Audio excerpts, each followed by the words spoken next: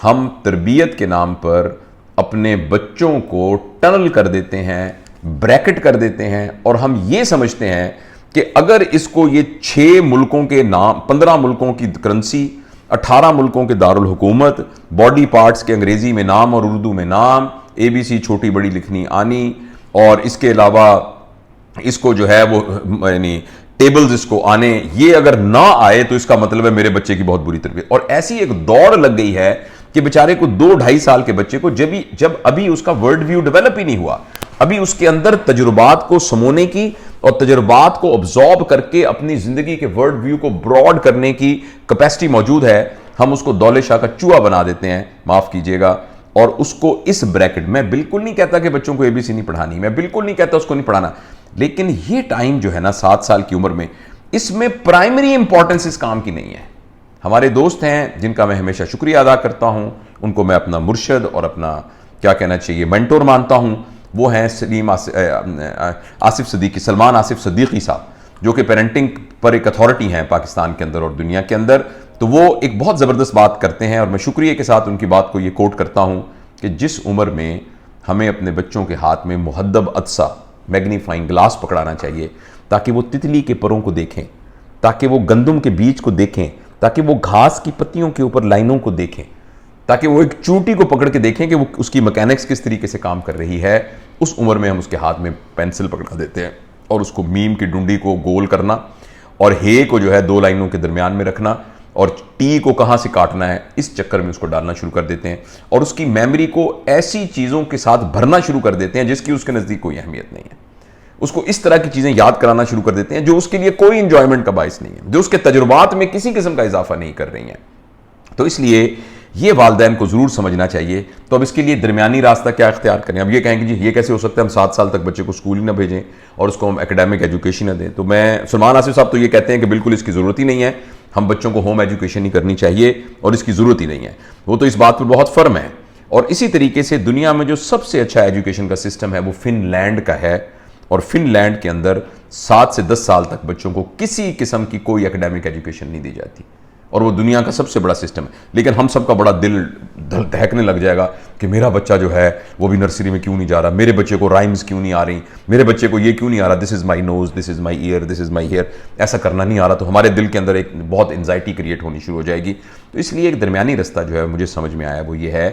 کہ ہم اپنے بچوں کو 7 سے 10 سال کی عمر میں اسکول ایجوکیشن کو بہت پرائمری امپورٹنس نہ دیں، اس کی بنیاد پر ماں ڈنڈا لے کے اس کے پیچھے نہ پڑ جائے، اس کی بنیاد پر اس کو اچھا بچہ یا برا بچہ نہ کرے، اس بات پر پریشان نہ ہو کہ میرے بچے کے گریڈز آ رہے ہیں کہ نہیں آ رہے ہیں، بلکہ اس عمر میں بچوں کو جس قدر ہو سکے ورسٹائل تجربات کروائیے، بچوں کو بازار میں ساتھ لے کے جائیے، بچوں کو آپ بجلی کا بل دینے جائیں تو ساتھ لے کے جائیں، بچوں کو مٹی کے میں گراؤنڈ سیف انوائرمنٹ میں ریت پہ کھیلنے دیں، ان کو صحرا دکھائیں، ان کو سمندر دکھائیں، ان کو پہاڑی علاقہ دکھائیں، اچھا ان کو رشتوں کی پہچان سکھائیں،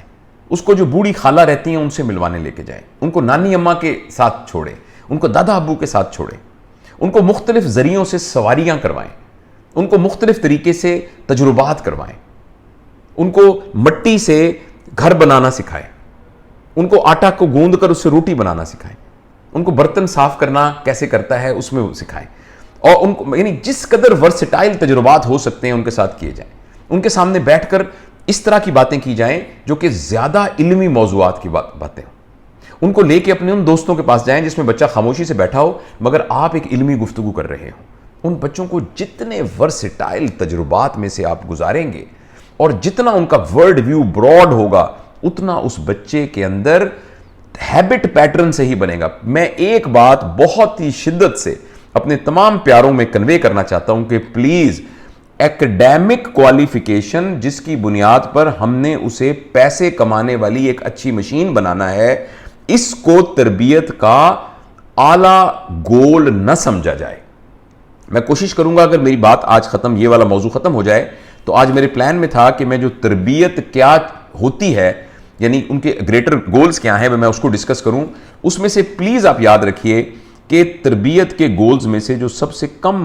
کم ہے گول مگر سب سے نیچے والا گول ہے وہ یہ ہے کہ بچے کو اس طرح کی بھی سکل سکھائی جائے کہ وہ اس کے ذریعے سے اپنا روزگار کما سکے۔ لیکن انفارچونیٹلی ہمیں بچہ ابھی پیدا نہیں ہوا تو ہم کہتے ہیں میں یہ ڈاکٹر بنے گا، یہ انجینئر بنے گا، یہ بنے گا، یہ بنے گا۔ وہ خود با کردار بنے گا کہ یہ نہیں بنے گا، یہ ہمارا پریکٹیکل ہمارا پرابلم نہیں ہے۔